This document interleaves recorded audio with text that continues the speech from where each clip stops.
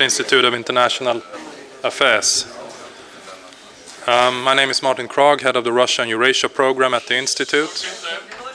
Nothing at all? Is the mic functioning? No? I think the volume needs to be turned up. Yes or no? No. Anna-Karin, I need the mic. Oh, okay. I was told I have to speak louder. My name is Martin Kragh. I'm the head of the Russia and Eurasia program here at the Institute. It's my great pleasure to introduce our two speakers today. James Nixey, who is the head of Chatham House's Russia and Eurasia program, and Björn Fagerberg, who is head of division for Russia and Central Asia at the Swedish Ministry of Foreign Affairs. The topic today is Europe-Russia relations. What lies ahead? How has the relationship between Europe and Russia evolved? What are the challenges and opportunities ahead after Brexit, after the French elections, and with Trump in Washington? What will happen between Russia and Europe? These are some of the questions we will touch upon today. James, you'll have at your disposal first about 25 minutes or so. And then we open up for discussion with our discussant and then for the auditorium. Last but not least, I'd like to mention that you are very welcome to use Twitter and the hashtag UI Sweden or UI event. It should be UI event. And also remember to turn off the sound on your cell phones. Thank you and welcome. Right. Well, thank you very, very much to my counterpart on the exact same program in Stockholm that I work on in the UK. It's an honour to be here. Mine's working as well, is it? Okay, I can speak louder too if need be. And slower perhaps. I tend to go a bit fast at times. We look to you Swedes, I think, to. For those of you who are in the room who are Swedish, I assume it's not everybody. I think because as a sort of a bastion of moral backbone, spine, which I think perhaps in some countries as you go further south is perhaps lacking a bit more, and I'll explain that. I'll come into as I talk about Europe and as it relates to Russia. I'll explain that a little bit more. But I'll also try and be a little bit provocative on purpose to engender questions and to provoke, antagonize maybe your government officer here on my left, who sounds very sensible to me in the chat we've just had over coffee, so probably won't. But having said that, actually, literally right now, in my institute in London, there is a Swede speaking about Russia by the name of Anders Oslund. And I guarantee he will be more provocative in London than I am here, for what it's worth. But it's just one of those strange coincidences in life. Anyway, thank you anyway. So just to put this in context then, where are we with Russia right now? I mean, because we're at an unusual time. We're 100 years since the Bolshevik Revolution, of course. Interesting how the Russians will celebrate that, or commemorate that, I should say, this year. But of course, in just 25 years, a quarter of that, of independence, Russia has lost an empire, tried and failed to establish a new role on its own terms, with equal decision-making power as a partner to the West, and it has reverted to its role as a disruptive power, ready to threaten and use military force. So Russia has become the focal point of policy once more, when it was just discarded just a few years ago, when nobody on Capitol Hill, nobody in most European governments wanted to hear about it. So what I'm trying to say, and this is my conclusion at the beginning, I'll do this in reverse order perhaps, is that Russia is out to undermine us. It has left the post-Cold War order, and it means us harm. I am sorry to have to say. It means us genuine harm.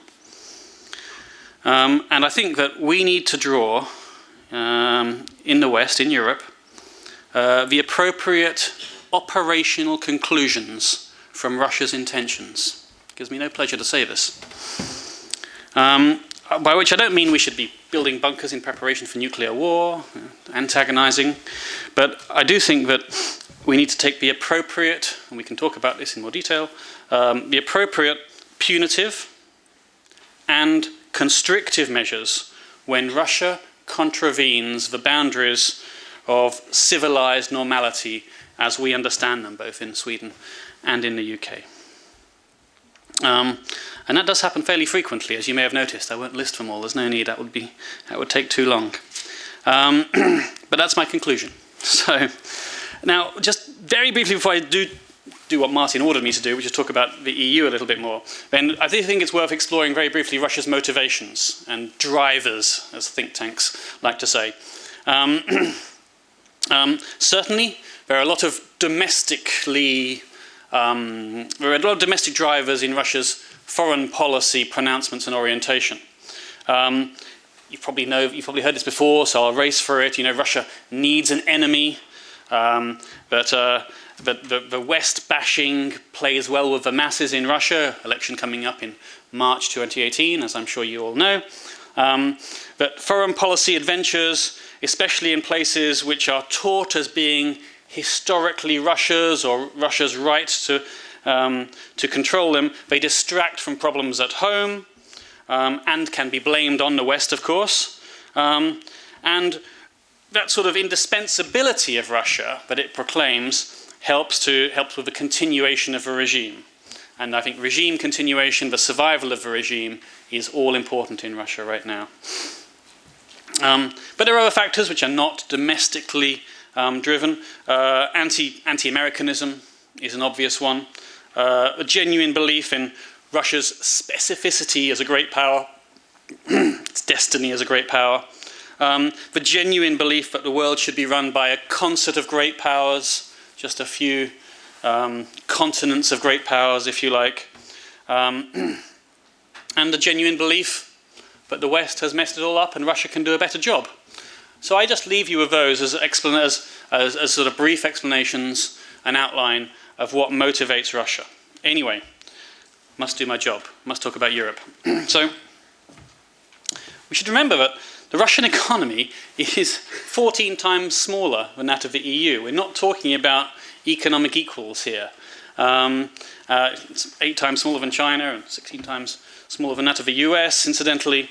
And that Russia EU trade has dropped by over $2 billion in the past 2 years. In 2013, it was in the past 4 years. Sorry, in 2013 it was 418 billion, and it was 200 billion last year. So there has been an enormous drop-off in the interaction, the commercial interaction between the two,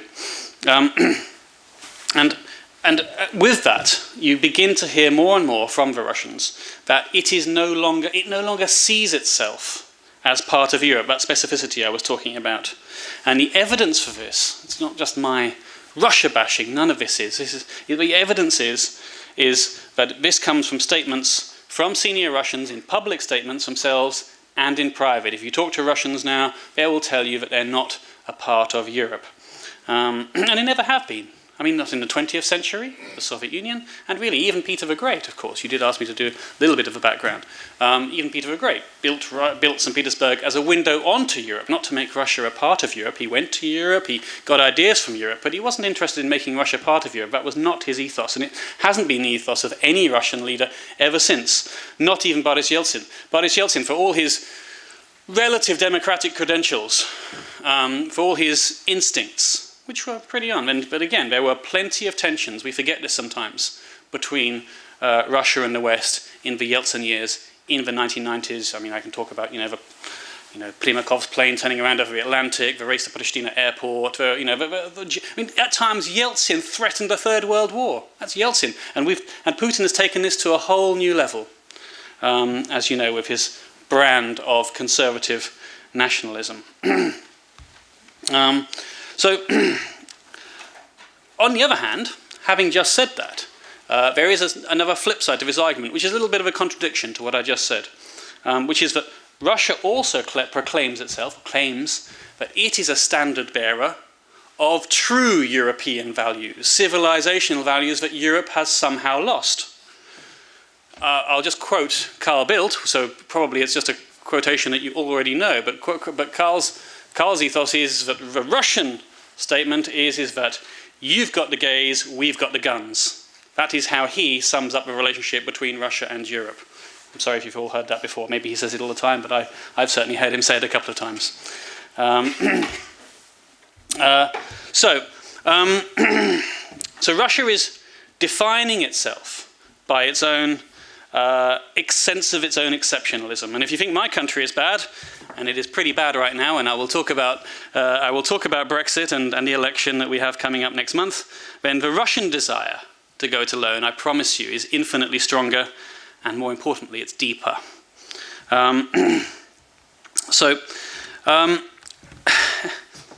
in a way, Russia and the EU doesn't seem a terribly relevant subject, surprisingly, right now. I know that's hard for us to understand, being so European-centric. But when you actually look at it right now, I'm not sure of a date right now. I've lost the date. But there is a summit happening this week in Beijing. No, next week. Sorry, I'm getting confused. Next week in Beijing, with I think 33 of the world's leaders are going. Only one European leader is going, the Italian Prime Minister. But Duterte and Putin and Erdogan, Xi, all the nice guys will all be there. And we are somewhat left out of it. And there is an alternative thing going on, so we shouldn't feel too Eurocentric, I think, at times, because it's just not necessarily where all the action is or is going to be. So, I mean, from the EU's point of view, of course, as well, equally, Russia is just one problem among many, and not necessarily the largest problem we have. You don't need me to tell you about the other problems that the EU has right now. And don't forget, Russia is still an alien land for so many of the EU citizens. Most people don't go there. Most people don't want to go there, I'm sorry to say, which is a tragedy. And there's just, as I say, there's not a lot of trade. The energy dependency is slowly changing. And from Russia's point of view, the EU is not terribly relevant either. Most Russians never meet a foreigner in their entire lives. They never go abroad in their entire lives. And those who do, or those in the elite, if you like, they believe that we are hypocritical, waffling losers. Poodles to America, especially in the case of my country, which is not necessarily totally untrue. Except, of course, when you turn to Europe's east.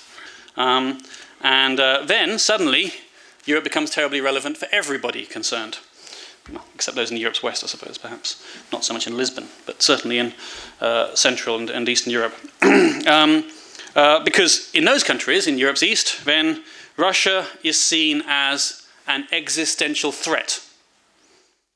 It may or it may not be true, we could discuss that, but that is how it is seen in a long arc stretching from Tallinn to Tbilisi, and possibly into Central Asia as well, in fact, but that's out of our remit right now. And so, for Russia, equally, Europe only becomes relevant then when talking about the East, because the Russians, this is not to justify, but to explain, but the Russians really feel it in a way in which we can't really imagine. Or maybe some Brits feel this about Scotland or Wales or whatever, but the Russians genuinely feel that the other post-Soviet states are kindred, not equal, but theirs to control. Not so much by virtue of soil and tanks and taking over, but certainly in terms of their orientation and which way they should be facing and their preferences. And I think this actually is the crux of the whole problem, because of course there's 150 million... No, sorry, let me get that right. Yeah, no, there's about 150 million people living in Russia, and there's another 150 million people, give or take, give me 10 million either way, in the other post-Soviet states of Central Asia, the Caucasus, Ukraine, Belarus, Moldova. So it's about equal.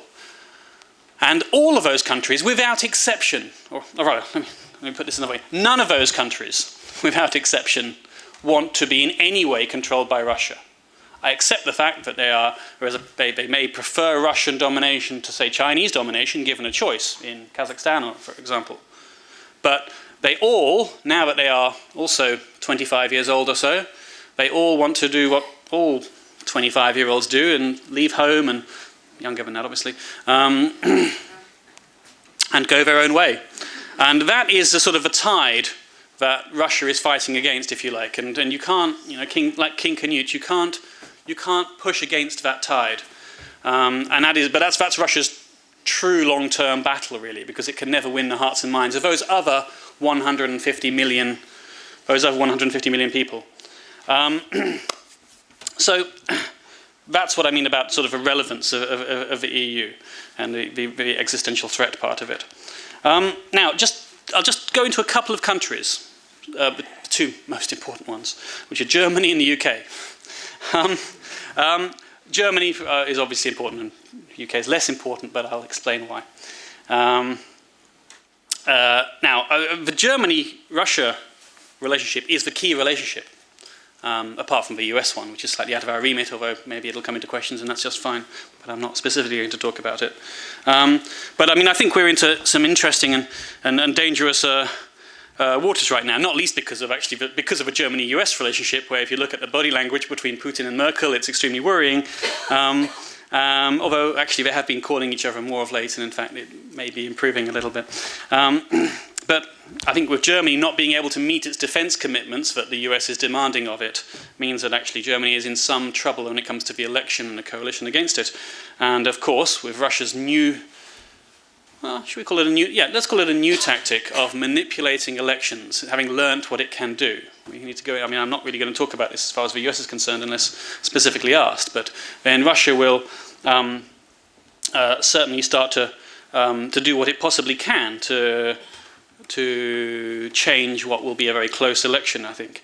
But having said that, Russia, I think, is quite scared of breaking. Sorry, Germany is quite scared of breaking with Russia. It does have a lot more invested in Russia than any other European country. It's always been led by its business interests until 2014, until the Ukraine crisis came. And they all know that one day, they may get back on track. They are very upset about the Russian intervention in German affairs, which has obviously happened already with the Lisa case, I'm sure you've heard about, I don't need to explain it. But these things have led to a change in German popular opinion about Russia. It's amazing, actually, the extent to which Russia has turned Germany away, turned it off, which shows how Russians are not necessarily always that astute tactically. There's no pro-Russian candidate these days in the German elections. So I don't think they're especially vulnerable, but the Russians will not be giving up either. I think those who are more vulnerable are the ones who are weakest and the sort of the leading appeasers. The Italys, the Greeces, the Cypruses of this world, are much easier targets, as are plenty of countries in the Balkans area, where they are naturally more inclined to be pro-Russian and disillusioned with what the West has given, offered, promised, or not made good upon. I'm not going to talk about Scandinavia, which I admire enormously, because I feel that it's inappropriate to do that here, and you just know more about it than I do. But just to say that I think we do look to you, as I say. Now, with the EU itself, before I talk about the UK, and try to give you a little bit of insight about how it feels in my country, I would just say that there is a lot of naivete and ignorance in Brussels, in the EU machine, if you like, about Russia. They don't really want to be involved. The head of the EU External Action Service, the EU's foreign policy arm, Francesca Mogherini, like her predecessor, Catherine Ashton, doesn't really want to be critical of Russia. She doesn't want to explicitly call Russia out. She is divorced, if you like, from the strategic communications part of her own External Action Service. There's no good relationship between them. And I think that the EU is, whilst it's sort of engaged in its own battle with my own country, is beginning to lessen, just as my own country is, it's beginning to take its attention off of Russia if it was ever on there in the first place.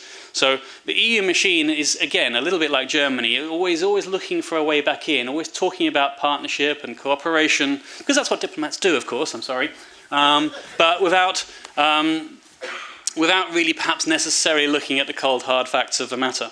Now, on my country, as I sort of begin to close towards an end, and my own country, I don't know how much you follow the UK politics, but I would argue that it is reluctantly critical of Russia. We do take the same view as the Germans and the Swedes and the hardliners, those promoting a more robust policy towards Russia. But I would say only reluctantly so. I think, they always want to get back in. If you look at the histories of Boris Johnson, our Foreign Secretary, or Theresa May was Home Secretary this time last year even. She didn't want an investigation into the murder of Alexander Litvinenko, for example, because she feared it would affect trade and international relations with Russia. She wanted to put that first. Boris Johnson came in, again, just under a year ago, and said he was not satisfied with the level of relations with Russia. But again, after a while, they get security briefings, they get the realities of power come in, and they realize that having a good relationship with Russia, which their predecessors and their predecessors did not have either, there was a reason for that, because Russia doesn't make it easy for them. People want to be Nixon in China, but they can't, because Russia doesn't play ball. So I think that the unique nature of the UK-Russia relationship, and it is quite unique, when you consider the Russians who are in our country of, particularly of a certain richesse, if you like, then I think that the worst instincts of the diplomats and the politicians in my country are curbed by actual events, when you bear in mind what has happened with, say, the TNK BP divorce, or the harassment of a British consul in St. Petersburg and Yekaterinburg, or obviously the Litvinenko case I've just mentioned, or the Bill Browder Magnitsky case. I mean, I could go on and on in terms of the sort of the bilateral issues. In fact, the Russians really genuinely believe that relations between the UK and Russia, bilateral relations, are, their words, not mine, toxic right now. With regards to the election, small event we've got coming up on the 8th of June, then again, I don't think we're especially vulnerable electorally, but I do think that, of course, I would dearly love Jeremy Corbyn, the very far left leader of our Labour Party, to win, but that's really not going to happen with a 20% lead in the polls for Theresa May. But again, they will try some stuff, just as they tried stuff during the Scottish referendum. The Russians sent an independent election monitoring team to Scotland. They were interviewed by, guess who, Sputnik and Russia Today. Was reported in the press. It was picked up by other elements of the press, not realizing it was the Russian press, and it began to spread that the elections did not meet Western standards or acceptable standards, and they were not free and fair. So this is how Russian sort of disinformation can work, even in established democracies. And so I think the Russians will actually, genuinely, again, as this comes about, when you look at what's happening in Scotland and the moves towards independence again, then I think that the Russians will probably try some moves in Scotland and Northern Ireland, where, if you like, Sinn Féin, for example, has sent election monitoring teams out to Crimea, which have given them the all clear in their elections. So I think the Russians will try things in Northern Ireland and Scotland in late May and early June. Now, Brexit, very briefly, because I'm probably running out of time, right? That's all right. It's all right. Okay. Now, Brexit, obviously, to state the obvious, gives Russia a louder voice in Europe, right?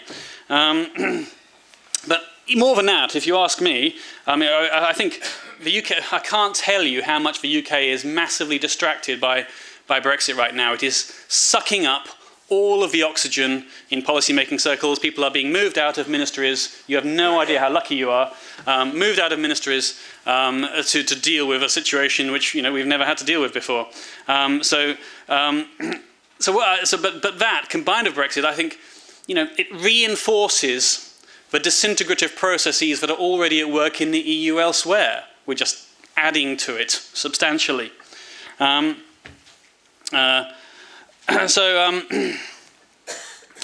so this helps, if you like, the zero-sum way in which Russia sees the world. And I know we don't see it like that. We are postmodern in our outlook. Russia is just modern. But the thing is, if one side sees things as zero-sum and the other side doesn't, then it is zero-sum, whether you like it or not. If one side thinks you're at war, and Russia does, and the other side doesn't, then you are at war, whether you like it or not, and then you'll lose.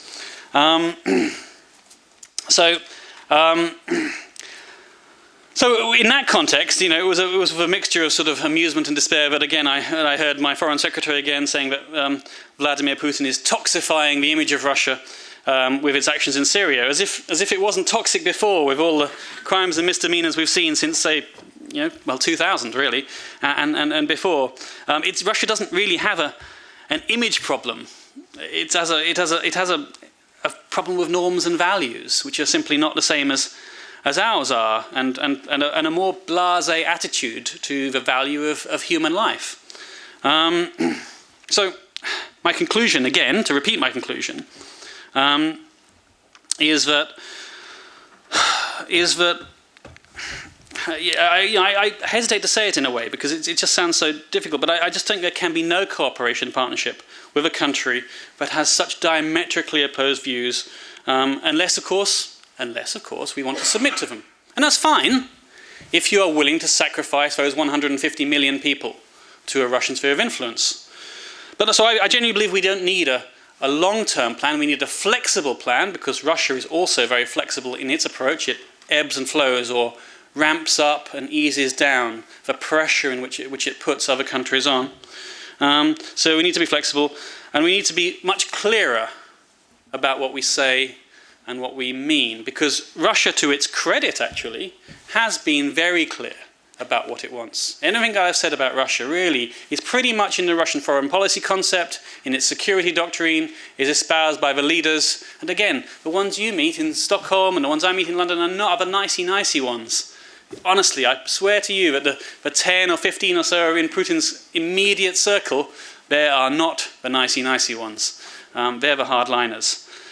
So I think even though we don't necessarily have the means, the money, the finances, the resources, the attention span that we should have, that we can devote towards Russia, then I do think that we could be it wouldn't cost us quite so much to be a little bit clearer about what it is that we want, and to show to show what we want for the countries of Eastern Europe and the former Soviet Union, other than Russia. I might leave it there. I feel I'm beginning to waffle. It's always a good time to stop. But thank you very much for your attention, and I look forward to some discussion. Okay, thank you. Björn Fagerberg, I'm sure you have a lot of questions and thoughts and reflections. So please go ahead. Yeah, thanks. I'm still waiting for the grand provocation that I thought you prepared by. Well, I didn't really spot it. Yeah, I know there are a few things I might disagree with, but I don't feel particularly provoked.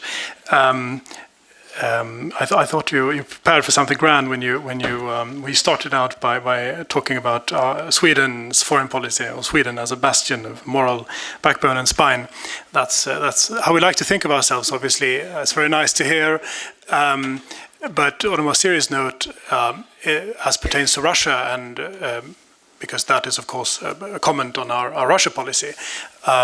In this particular context, I would come back to what was the sort of, I would pick up on what was the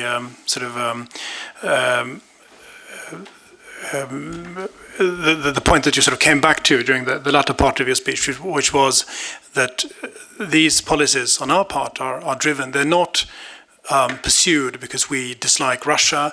They're not pursued because anybody sort of actively dislikes or harbors any sort of Russophobia. There's this idea doing the rounds, and actively, I mean, a concept actively promoted by the Russian leadership, that whenever people criticize Russia or Russia's actions, they do it because they are mean and they're driven by Russophobia. And there is this sort of long-standing tradition in the West of sort of hating Russia for no particular good reason. And of course, I thought you made a very good point about how successive administrations in your country, and I've seen this myself. I've seen it working in the EU. I've seen it working in Stockholm, in Moscow. People generally come to the Russia dossier with, relatively benign intentions. Or not relatively benign intentions. They want to try to make it work. They are probably aware that this is not an easy partner, but let's try and see if we can do something and stretch out a hand. And the reason why that usually doesn't work very well is the reality that they're confronted with. And I mean, I'm not going to I only have 10 minutes and I'm supposed to ask questions as well. So I was going to be repeating your points, but and I think you made them more eloquently than I could. But the persistent breaking of rules, and particularly the persistent breaking of what we perceive to be the key sort of fundamental rules of the European security order, is what has forced Europe and Sweden as a part of Europe to respond, and that is really what has brought us to the position where we are now, with sanctions, with limited relations, and other things that nobody, at least not nobody that I know, is happy about, and that is not a situation that anybody that I know who's involved in Russia policy would like to have. I very much more appreciated going to summits with Russia, seeing various parts of Russia and of Europe, and sort of talking at opening conferences about cooperation and so on. That's what we would want to do, but Russia's actions don't allow us to do it. What I thought you were going to do, at least partly, so that's what I prepared for a little bit, was to talk about all the troubles of EU unity and so on. And well, you didn't, but I wanted to mention it anyway, because I think there is, not in your presentation, thankfully, but there is generally this idea that the EU's unity on Russia is sort of constantly on the verge of splitting up, and there are all you alluded to it with various countries pursuing various priorities, and just as you won't talk about Scandinavia, I won't comment on individually in member states and their Russia policies. But I mean, of course, there is something to that. We're not, in this field, as in any other field, EU unity is always difficult, and that's the whole, point of it. That's because we're a union of countries and not a country. But I think that, to the extent that there is any sort of good story to be told, a positive story, that is the story about how EU unity how it was attained in 2014, and how it is held, and how you spoke of punitive action. Those are not, being a diplomat, that's not the terminology that we tend to use, but the logic that Russia's actions need to be met with an adequate response is of course the logic that underpins the policy that the EU has adopted. The sanctions are renewed every 6 months, and ahead of that renewal, there are always these predictions that this time around it's going to split up, it's not going to be possible, and one of the countries that you mentioned, or some other country, is going to prevent this from happening, because of course it requires unanimity. And of course the fact that something has been possible so far doesn't mean that is not necessarily proof that it will be possible forever. But I can, a glimpse from the inside that I can give is that this process of renewal has actually been much less difficult than a lot of people on the outside imagine, and that a lot of the comments that have been made have sort of suggested. It has not been easy. It's never easy in the EU. It's certainly never easy when it comes to Russia. But it has been far from as difficult as it's been portrayed to be. And because the foreign ministry doesn't allow me to do anything else than Russia, so my experience goes back 10 years. I was in Brussels on doing EU-Russia relations in 2008, and also more of a personal reflection is the difference between the actions that the EU, a lot of people think we didn't do enough, and there's so much more the EU should have done in response to Russia's aggression against Ukraine. But if you compare that to what the EU managed to do in 2008, I think that is a useful perspective. It's more than 3 years, and the sanctions are still in place, and of course it's never evident that it's going to be possible to renew them, but I do not see any immediate threat. Another thing that I never would have thought, if somebody had told me in 2008 that there was going to be an EU East Stratcom division working actively against Russian disinformation, I probably would have thought that there was something wrong with them.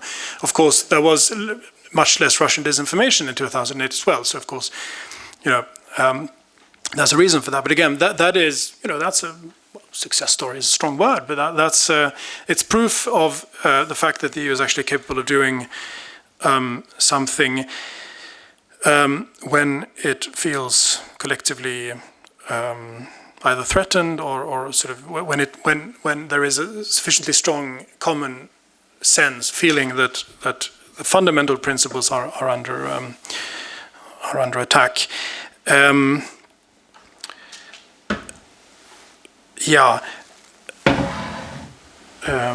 I made a lot of notes of things that I agree with you on, but they have already been said.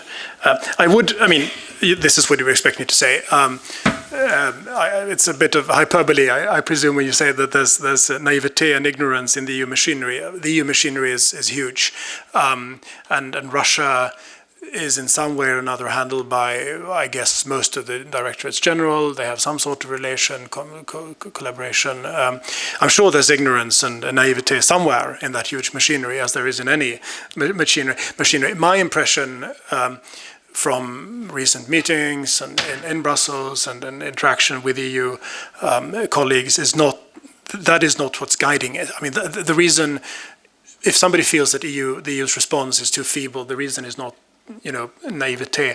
It's just what you alluded to. I mean, there are so many voices, there are so many priorities, and it's not just about certain member states, maybe disagreeing to some degree with the analysis we make in Sweden or in other sort of more like-minded capitals. It's just also another thing that you alluded to, which is that people have different priorities. If you're located in other parts of Europe, there's going to be, you have a refugee crisis, or you have the Balkans at risk of blowing up, or you have something else that you need or you have huge unemployment or whatever. So that is also reflected, obviously.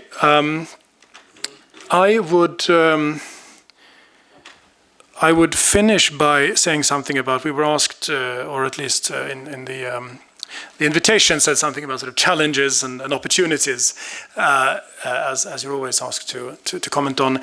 I would say that the opportunities the theoretical opportunities of EU-Russia cooperation are evident, and they are enormous, and they are what any EU paper about EU, and a great deal of think tank papers have been full of, going back as far as I can remember. They are about how it would make so much sense for the EU and Russia to cooperate because of the huge trade, which has now gone down as a result of Russia's actions and the drop in the Russian economy. We're neighbors, and there's 140, we count differently because, of course, we do not recognize the illegal annexation of Crimea and Sevastopol. So our tally of the Russian population comes at a few millions less. But still, there's this huge country with all these benefits potentially from increased trade, and Russia needs technology, needs help to modernize its industry and so on. And then the only sort of reasonable place to expect that technology and those investments to come from is the EU. And right now that is not happening, and we all know why. So, there are all these things we should cooperate on, environment, and so on. And it makes eminent sense. You hear it all the time. And the problem, of course, is reality. The problem is that when you get down to trying to formulate these cooperation projects, it's just very difficult. And it's just evident that Russia's priorities are different, and all these things that you mentioned, the sort of the sense of specificity, and the sort of geopolitical perspective on things, the sense, the claim to parts of its neighborhood. President Medvedev spoke about regions of privileged interest in 2008, the Russian claim to have a particular role in EU-Ukraine negotiations on trade, which of course runs counter to any principle of sort of equal sovereignty and so on. All these things make that so much more difficult. I would, to wrap up, you would expect me to say this because I'm a civil servant, and as you said, we are paid to try always to see and to explore paths sort of forward toward cooperation. That's our job, and so there are we still believe, the government still believes, and that's the EU position, that we still believe that there are areas where you can do things, where you can go forward, where you can find sectors of overlapping interests. We see on the part of Russia an interest to cooperate in the regional sort of cooperation councils that we have here in Northern Europe, the Council of Baltic Sea States, the Barents Council, the Arctic Council. There are fields in EU-Russia cooperation where you can do more. There are certainly fields in our bilateral relations with Russia where we're already doing a lot. People-to-people contacts, support to Russian civil society. I don't think very many people know, but Sweden is actually by far the biggest donor to Russian civil society organizations, and so on. And that's useful also, of course, to reinforce that this is not about anybody hating the Russian people or wanting, not wanting to have to do with them. Quite the opposite. So I wouldn't go so far or I wouldn't agree, maybe to end up not agreeing entirely with everything he said, that cooperation is pointless. It is true that Russia's goals, as far as we can discern them, seem to be very, very different from ours, and they seem to have a view that yes, indeed, zero sum is the name of the game, and win-win is exceedingly hard to achieve. Of course, we see things differently, but as you rightly said, it's difficult if the other side has that view. But we, avoiding wishful thinking, which I think has beset EU-Russia policies for very long, we should be very clear-eyed and we should be very clear to ourselves about what the limits are. I think the limits of foreign policy cooperation have been shown eminently in Ukraine, in Syria, and elsewhere, possibly also increasingly in the Western Balkans. So there's a lot that we just can't do, and there's no sense in trying really, because of this difference in how we see the world and our interests. But there are still some fields, and we should explore them to the extent possible, but with clear eyes and without sort of wishful thinking, and hoping for the best, trying to take a long perspective. Thank you.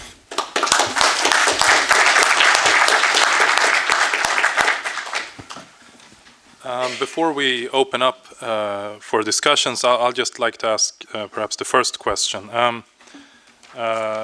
European leaders have rightfully criticized Russia over its annexation of Crimea and its military involvement in eastern Ukraine. If you listen to Russian leaders, they'll usually reply that Iraq invasion in 2003, Kosovo, these were violations of international law as well. Yep. So why are you being hypocritical about Ukraine and not admitting about Iraq? You can reply if you like. Anyone, it's up to you. Okay. Stand up again. Very much like to respond to some of your points, by the way, but I will answer the direct question. Okay. But I thought that was a very, very fair presentation, very fair-minded. Why am I being hypocritical? Partly because the West is hypocritical, and partly because I'm not. So let me explain. First of all, I think that the argument, I know it's not your argument, Martin, no, I understand, I take this point, but the argument that it's whataboutism. Well, we're doing this in Ukraine, but what about US in Cuba? What about Iraq? What about Kosovo? I think two wrongs do not make a right. And I think it is intellectually lazy to argue that it's all okay that Russia does this because the West is obviously, it's so obvious, is not perfect. In fact, it's much worse than not perfect. The West behaves like bastards at times. There are times when we've made mistakes. Okay, sometimes with the best of intentions, and sometimes not. But we have absolutely made mistakes. But whatever that is, that doesn't justify the the annexation of Crimea. Now, having said that, and the hypocrisy thing, I'm going to again contradict myself a little bit and saying I think we should be very wary of some kind of moral equivalence, because the West is not like Russia. We do not. It's worse. Everybody will have a chance. I would argue that we. Please. I would argue that we do not murder our opposition politicians. We do not have such a heavy state influence in our economy. We do not overtake other countries, annex them. We do not have the stated intention that there will be a sphere of influence. We do have parliamentary democracy. We do have a free and fair media. We do have a separation of powers, by and large, between the court and the state. So I think that there is some clear water between Russia and the West, without wishing to be too Western-centric. That is not to say we shouldn't concede what needs to be conceded. We're not perfect. We're certainly not angels. So I refute it. Now, Kosovo and Crimea specifically. Okay, so in Kosovo, it was legally dubious at best, but it was morally right, because we saved hundreds of thousands of Kosovar lives from Milosevic's nationalistic intentions. That is the Russian argument as well, is that they were saving Crimean Tatar lives or ethnic Russian lives in Crimea. That is demonstrably false. It is a false that NATO wanted to set up base in Sevastopol. It is false that there were Pravi sector or right sector extremists travelling on some kind of death train to exterminate Crimeans. That is false. So the two situations are not equivalent. Okay. Would you like to add some comments, Björn? Again, I could not possibly put it more eloquently. Okay. Please don't forget the microphone. Yes. So I see a number of hands. Okay. Yes, sir. Yes. And please do not forget to introduce yourselves, although some of us are acquainted here in the room. Hello. Not to me. My name is Kragh. I am from Georgian Embassy. Hello. Simply, it's a continuation of the question which Martin raised about Georgia. What about Georgia, please? I expected that even from Foreign Ministry I'll hear one word about it, but so if you can give me any explanation. Okay. Was Russia's actions legal in Georgia in 2008 or not? Because nobody's mentioning about it. Okay. Simply, it's really painful. You first. I thought I mentioned Georgia at least once. I didn't. No, I drew. It's my fault. I drew the comparison between the EU's response in 2008, which was, if you allow a personal, this is so long ago, nobody's going to be too upset. I was there at the time, and the European Council issued a really, I think, by any standards, an extremely strong text on around the 1st of September about how what Russia had done against Georgia was, the end of sort of the European security order as we knew it, and everything would be different from now on. And then it took about a month and a half, I think, or 2 months. The only thing that the EU actually really did, even remotely punitive, was to suspend the next round of negotiations of the new EU-Russia agreement. And then after about 2 months, it was all back to business as usual. So, and of course, compare that. I mean, my point was compare that to what the EU managed to do in 2014. Now, of course, that is perhaps a cold comfort to Georgia, but. No, I mean we have been, but I mean it tells you several things. It tells you that it takes time. It has taken time for the EU as a whole to realize the degree to which our interests are at odds with the Russian leadership's perceived, the way they perceive their own interests, and the consequences that is having. It also tells you that the EU can do something, and I mean you are well aware of the very clear, unequivocal position that the EU and that Sweden, not least, has taken on Russia's Russia's actions against Ukraine, against Georgia. We have not. Russia has recognized South Ossetia and Abkhazia as independent states. So no EU country has done that. We have condemned that, and we continue to condemn that. So I think our policy has been clear, and now once again it has been stated. All right. May I? Yes, of course. I feel bad because there were lots of things I didn't mention in my 20 minutes, which I managed to give a whole presentation on EU-Russia without mentioning sanctions. So somehow I've forgotten Georgia as well. So I apologise. But look, let me first of all state that I think Georgia is a pretty good model by and large. No one's perfect again, but relatively speaking, Georgia does better than the 5 Central Asian states, Armenia, Azerbaijan, Belarus, and even Ukraine, which is struggling with itself more than Georgia is right now. So I think Georgia we can look to as, having genuinely removed an incumbent at the box office, at the ballot box, get it right, at the ballot box is unprecedented in the post-Soviet space, and that is to Georgia's credit. So I think it's quite remarkable in the post-Soviet space. In about 180 elections, parliamentary and presidential, give or take, I haven't got the right figures in front of me, then Georgia has done that once. Now, 2008 was the warning which we all ignored, and we paid the price for it. There was, of course, as you know, sir, a 5-point plan developed by Mr. Sarkozy, and each of those 5 points was not kept to or followed through on.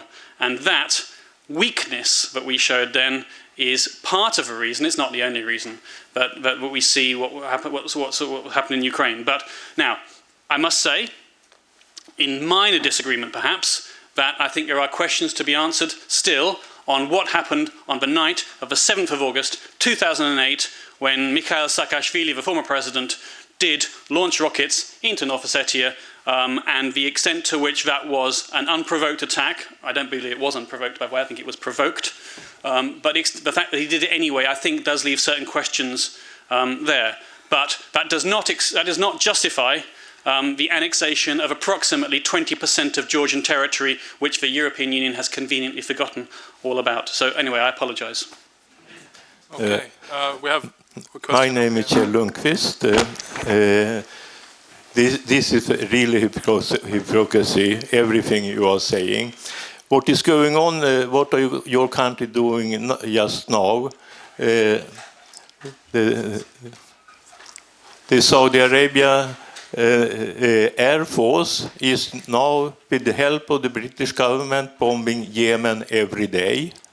That you must know. Yeah. Yes.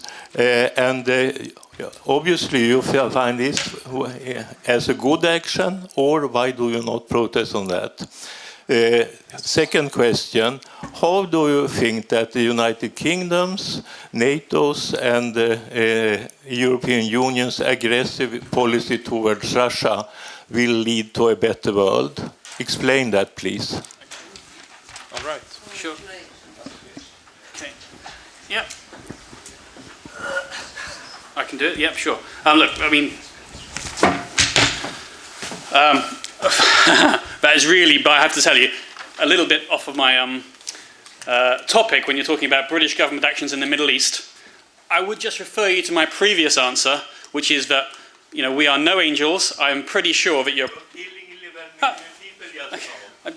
I don't know the figures, but I will not defend my country or my government's actions in the Middle East. I do know, for example, that that our Foreign Secretary said the other day that that Saudi Arabia was a major provocateur of terrorism, and we should not have such a good relationship with Saudi Arabia, he was implying, and he was swiftly cut off of the knees by our Prime Minister, Theresa May, when he endangered that important financial relationship. But I'm very worried about speaking about this because it's really not my topic. But I don't disagree particularly, but you really need to ask a Middle East specialist, and that's not me, okay? Now, but I can answer the other point about what you call an aggressive policy towards Russia.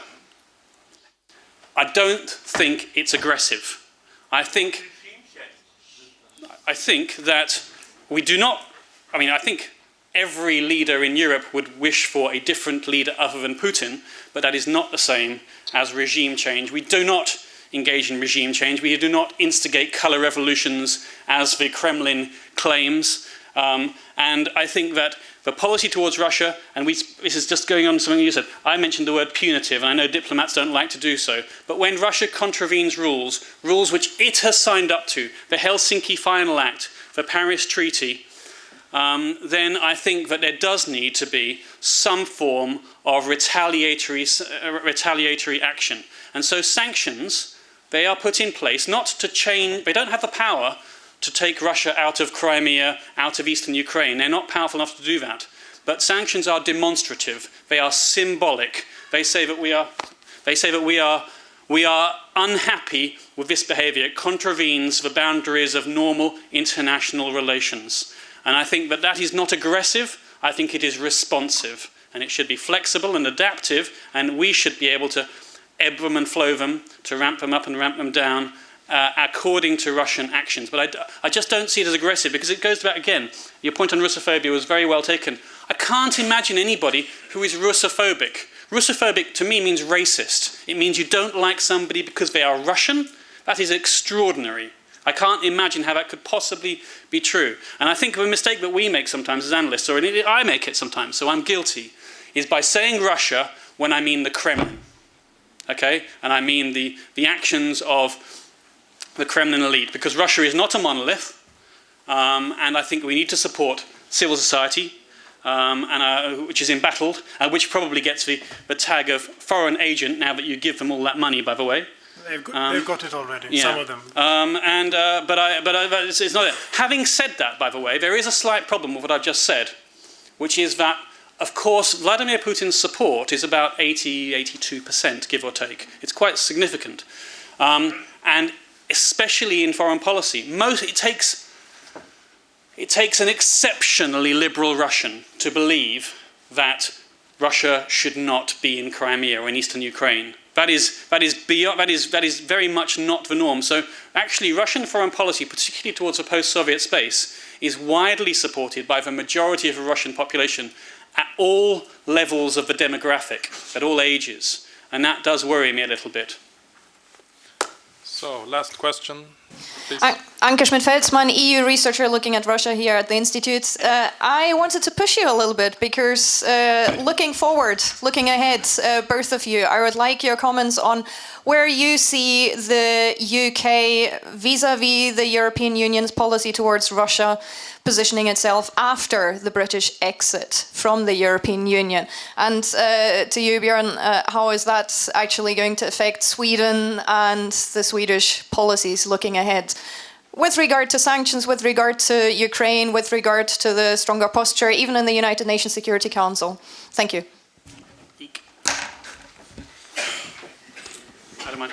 You first or me? I don't mind. Yeah, sure. No, I mean, I think the Swedish government has been very clear about how unhappy we are that, that the UK is leaving the EU. Of course, that's a decision of the British people, but it's not something that we welcome, and we would have very much have liked for you to stay.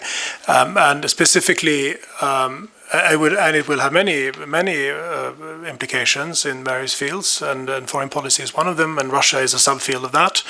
And I think it's sort of obvious to anyone who's followed the reporting from Brussels with any degree of detail that there is a group of countries in the EU that have been particularly insistent that the EU needs to maintain a principled policy on Russia, that the sanctions need to remain in place for as long as they're motivated by Russia's actions or inaction, and so on, and that Sweden and the UK have both been part of that, or are part of that, let's say, like-minded group, to use the diplomatic lingo. And of course, when the UK leaves, that group becomes smaller and weaker, and that's one of the many reasons why we would have wanted the UK to stay. way, but it doesn't seem that you are, and we will have to. I mean, I don't really have a good answer, other than that it just means that people like me will have to work longer hours to try to convince the other, the 26 remaining other than Sweden member states that this is important, that this needs to be on the agenda, and we need to keep a principled stance. But it's hard work. But that's what we get paid for. So. Right. Yeah, I felt guilty enough as it was about thinking you've actually got to work longer hours as well. Shall I just very, very briefly try that? I mean, I've got a much weaker response than Björn does, because the UK doesn't really know what its policy is going to be after Brexit. And even if it does, it's certainly not telling us. The Tory government, which will continue to be a Tory government after the June election, really is keeping very, very tight-lipped about it. I would only say, as regards to policy towards Russia after Brexit, that I don't trust my government as much as I trust yours. I don't trust them not to let it slip incrementally that because of the need for a free trade agreement, if we cut ourselves off, if we don't get a deal, and this is perhaps the argument against some sort of punishment of the UK, although I kind of think we deserve it in some ways. But the argument is that I wouldn't want to turn. I would just implore not to turn the UK away so much that it looks for other markets in areas such as Russia and goes back on some of its statements. Because if we don't get a deal, and we will need new markets, and they will be in short supply. And they will not necessarily be with some of the nicer countries of the world. I'm not just talking about Russia. So that is my main worry. But it's not a very concrete answer, because I don't know, because they're not telling us. Well, I thought you as an analyst might be able to... Well, that's my fear. Yes. Unfortunately, we have run out of time. We're a few minutes past the deadline. So we will thank both of you again with a round of applause.